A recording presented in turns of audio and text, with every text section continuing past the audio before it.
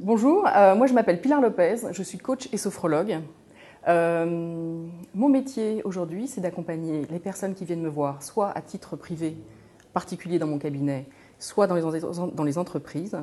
Et j'ai envie de dire que ma spécialité, c'est la performance biologique de l'être humain au service de la performance de son entreprise, qu'elle soit professionnelle ou personnelle. Alors moi j'ai quelques questions à te poser sur les femmes entrepreneurs. Il semblerait que les femmes entrepreneurs aient moins d'enfants à charge que les hommes entrepreneurs, donc qu'elles soient moins souvent mères de famille. Est-ce que tu as une explication sur ce sujet ? Alors, je suis très étonnée déjà par ce résultat, parce que toutes les femmes entrepreneuses que moi en tout cas je fréquente ont 2, 3, voire 4 enfants. Et c'est très intéressant à voir que plus elles sont chargées et dynamiques dans leur vie professionnelle, et plus elles ont aussi une vie personnelle pleine et pléthorique, j'ai envie de dire, sur cette charge. L'explication qui me viendrait comme ça, en premier abord, elle est peut-être un peu provocatrice, hein, qui est, imagine que tu es un homme dans le monde du business, tu aurais envie de sauter la secrétaire ou la patronne.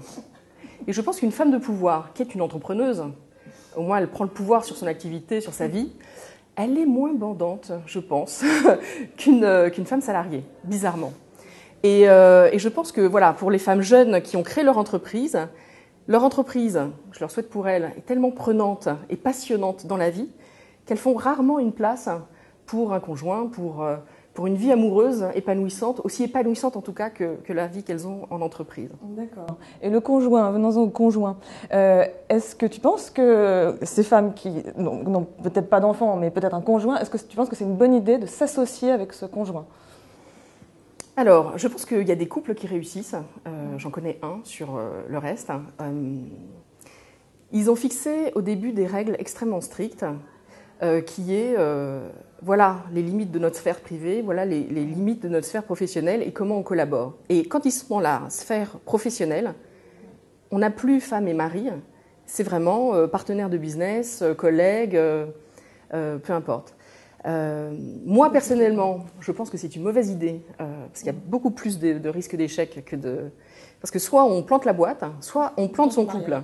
Donc dans les deux cas, c'est pas cool. Après, des fois, c'est les circonstances de la vie qui font que le conjoint est amené à s'intéresser au projet de l'entrepreneuse qui est sa femme ou sa conjointe, tout simplement parce que des fois, les banques disent « on veut bien vous prêter l'argent à condition que le conjoint se porte garant ».